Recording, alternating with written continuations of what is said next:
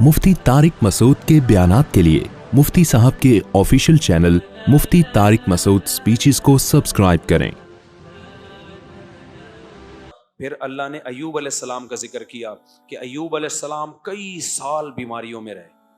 आज बहुत से लोग कहते हैं हम इतनी बीमारियां, इसका मतलब खुदा हमसे नाराज है। ना ना मेरे भाई, माली परेशानियां, जिस्मानी परेशानियां, ये अल्लाह के नाराज होने की दलील नहीं।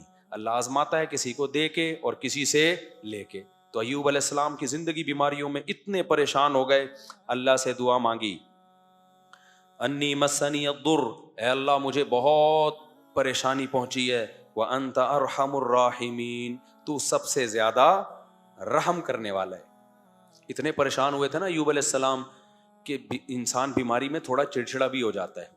अय्यूब अलैहिस्सलाम की बीवी ने बहुत खिदमत की हजरत अय्यूब की। ऐसा नहीं हुआ कि अय्यूब अलैहिस्सलाम जब कई साल बीमार रहे तो उनकी बेगम कोर्ट से खुला लेके चली गई, ऐसा नहीं हुआ है। और लेती भी ना तो उस जमाने में मिलता नहीं, ठीक है ना। ये तनसीख निकाह आज बहुत आसान कर दिया है। तो वफा की उनकी बीवी ने बहुत खिदमत की। आज ना शौहर बीवी के साथ वफा करता है, जब तक अट्रैक्टिव है बेगम से मोहब्बत, जहां कोई बेचारी को कुछ मसला हो गया जान छुड़ाने की कोशिश। और औरत भी यही करती है, जब तक कमाऊ पूत खिला रहा है मेरा मियाँ है, जहां बेचारे पर गुर्बत आ गई, कोई बीमारी आ गई, ठक करके खुला। अभी एक सहाफी का, एक वकील का क्लिप आया है, उसने कहा इस वक्त जो तलाकें हो रही हैं ना, तलाकें, उनमें 70% तलाकों में पहल औरतें कर रही हैं। ये जो बाज स्कॉलर कहते हैं ना मर्द जल्दबाजी में तलाकें देते हैं, कम है रेशो, औरतों का जल्दबाजी में खुला लेने का रेशो ज्यादा है। सरकार ने यह भी इल्जाम लगाया था ना कि मर्द धुर जब चाहे तलाकें देते हैं। हालांकि ऐसा होता नहीं है, ऐसा हो रहा होता सारे रंडवे बैठे हुए होते यहां पे। तलाकें बहुत हो रही हैं, लेकिन बर्दाश्त करने वाले मर्दों का रेशो तलाकें देने वाले मर्दों से बहुत ज्यादा है, बहुत ज्यादा रेशो है। इतने मर्द में अल्लाह ने बर्दाश्त ज्यादा रखी है। खवातीन को खुला का जो एक तरफा खुला का इख्तियार दे दिया ना, उसके नतीजा मैं नहीं, कोई मौलवी नहीं कह रहा, एक वकील कह रहा है, वकील कह रहा है, लिबरल वकील है, वो कह रहा है भाई जो रजिस्टर्ड तलाकें हैं उनमें 70% किसकी तरफ से हैं? खवातीन। क्योंकि बर्दाश्त खत्म, जरा सा मसला हुआ ठक करके अदालत से खुला लिया, पतली गली से निकली तो खानदानी निजाम गया तेल लेने, बर्बाद हो गया। तो अय्यूब अलैहिस्सलाम की बीवी ने उस बीमारी में अय्यूब अलैहिस्सलाम की बहुत खिदमत की। थोड़ी सी खिदमत में ऊंच नीच हो गई, जाहिर इंसान बीमार होता है, गुस्सा जल्दी आता है। हजरत अय्यूब अलैहिस्सलाम ने कहा कि मैं ठीक हुआ ना तुझे 100 कोड़े मारूंगा उससे, और कसम उठा ली मैं ठीक हुआ ना, कहीं ऊंच नीच हो गई होगी।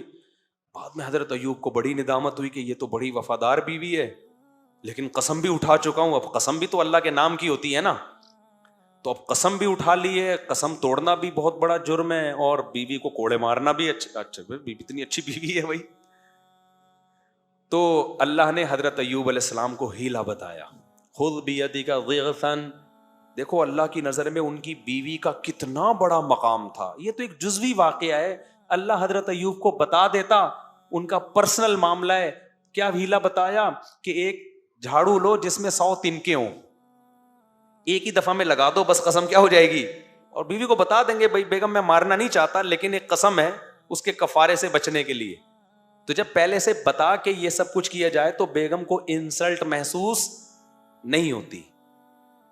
तो अल्लाह ने कहा कि एक 100 सीखें लो और जगा के एक ही दफा यूं करके लगा दो, 100 लग जाएंगे ना, बस खत्म, बस काफी है इतना।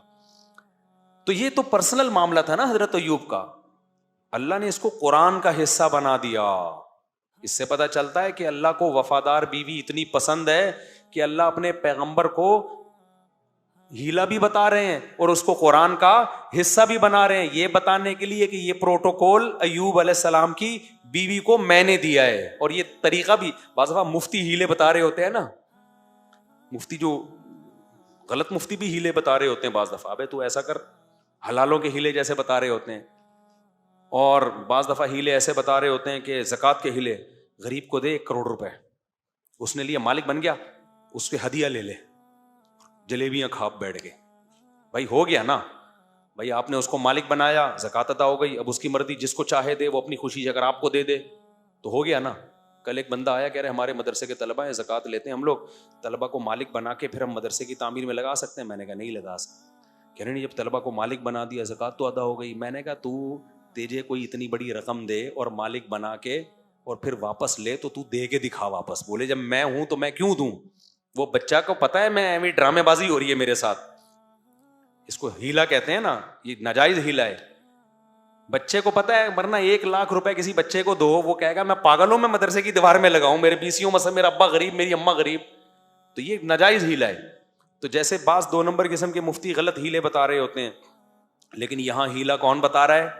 اللہ. کس کو؟ پیغمبر کو. کس کو بچانے کے لیے؟ ان کی بیوی کو بچانے کے لیے. تو جو بھی وفادار ہوگا, میاں ہو یا بیوی, اللہ کو وفاداروں کی قدر ہے.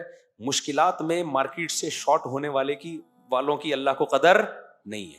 کہ جب حالات اچھے تھے تو بہت بہترین میاں, حالات جہاں خراب ہوئے تو مارکیٹ سے ایک دم شارٹ.